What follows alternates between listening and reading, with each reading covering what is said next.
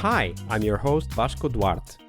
Welcome to the Scrum Master Toolbox podcast, where we share tips and tricks from Scrum Masters around the world. Every day, we bring you inspiring answers to important questions that all Scrum Masters face day after day. Hello everybody, welcome to our Wednesday Leading Change episode this week with Sjoerd Nijland. Hi Sjoerd, welcome back. Hey, great to be back. So let's dive into change. We talked about change also yesterday. I think a great story for those of you that haven't heard to go and listen to the Tuesday episode with Sjoerd. But today we dive even deeper into the whole change process. So tell us a story of a team, a little bit about the context maybe, and walk us through the steps, the change steps you went through at that time to bring that change to that team, organization, or individual, and pay special attention to the tools, the tips, the tricks, the techniques you learned back then that you still apply today. Yeah. I'll go for a fairly recent story, which is about the company I work for right now is one where I was kind of brought on board to help transition from Waterfall to Scrum. I kind of joined them as a trainer, and then I'm onboarded to help them actually do that transition in the field, in practice, and support them with that. There were like I would say 4 teams, but three teams and kind of a management kind of team. And there were like a development team, a design and UX team, and a marketing team. And we kind of had to transition that into like a self-organizing cross-functional team and actually make 2 teams. And they had their own islands with their own lead.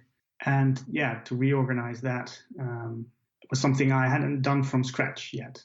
So we to actually transition completely from Waterfall to Scrum with none of the Scrum events in place or roles that everybody still had to learn. And we couldn't bring people on board who already had that experience, so we had to actually literally train everybody in the organization. And with the experience I had from the past and going through these changes, I applied a technique called or like a training technique, like the training from the back of the room by Sharon Bowman. And she has these 4 C's for accelerated learning, the connections, concepts, concrete practice, and conclusions. And it's about kind of stepping back and letting them learn and play around and first look something up themselves, discuss something themselves, kind of explain in their own words what their current knowledge is of something. Especially with Scrum, there's a lot of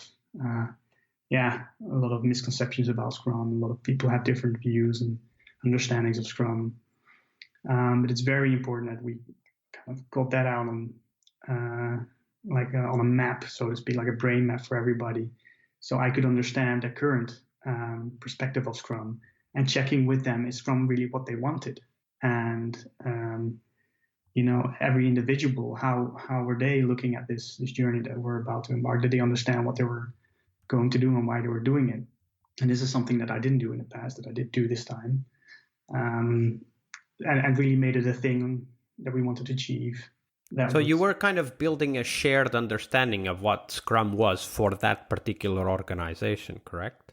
Yeah, and I let them do all of the research on it as well, and bring the stuff to the table and share it and discuss it. And we had like these little exercises. So they would put up things that they thought were Scrum, and then add an exercise. Okay, can you make a distinction together between what is like Scrum as per Scrum Guide and what you won't find in the Scrum Guide? And they were like allowed to kind of self-organize that. So I wasn't going to tell them what's wrong and what's right, or what is Scrum or what isn't Scrum, but they kind of looked it up themselves, and that was really fun to do. And then we also applied it to concrete practice. So every week we'd come together, and then we would take it one step at a time, and we'd listen to what their biggest challenge was, and then okay, so let's imagine it's next Friday, next week. What is different? What did change? Apart from today, like aside from today. So what is going to be different next week, Friday? That is something small, that is something we can all do and we can all work towards, and then take it, one step at a time, and let them determine the pace. Absolutely. For me, this is also kind of showing what Scrum is like in practice, because you're asking them to evolve their understanding on a regular basis. How was it, though, to bring people back to this, let's call it training or education environment every week? Like, how easy was it to establish that routine, that cycle? It was very double in that sense, because it was great. Everybody felt, I guess, a little bit excited about what was going on, and things were definitely changing for the better. But it was also hard because, for example, at the first week, the operational manager back then, who was responsible for kind of also this change process and inside of the company, I was still an external coach at that point in time, and that person was the only person that didn't do kind of the homework, didn't work on the goals, didn't bring to the table that they all agreed on that they would.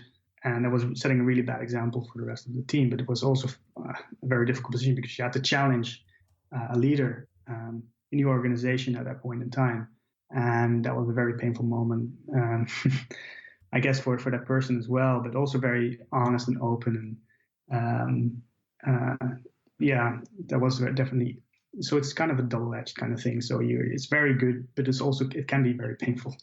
Yeah, exactly. And for me, that's also one of the key aspects, is that showing what the values are in practice at every opportunity is how we help people understand what Scrum really is. It of course, we need to go through some training at some point if we have no background, but really taking every opportunity to discuss what it is, to put it in practice, to have those perhaps not so easy conversations.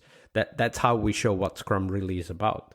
Yeah, for me it was hard, because I had to make a decision right then and there to say, okay, am I going to do something about it right then and there in front of everybody, or am I going to wait and talk to this person afterwards and say, okay? But I literally just asked them, okay, how do you feel about this? That we're doing this together. We asked everybody to do something. You're in this leader position. You're also very much responsible for it. So how do you feel about not having done that? And with everybody here around you now, and also ask the workers what they thought about it. And of course, they're very friendly and kind to each other, and they all felt this kind of awkwardness. And I guess that was a good thing, that everybody experienced that. And I did it on the spot and didn't wait for it or go into like a back room and then deal with it there.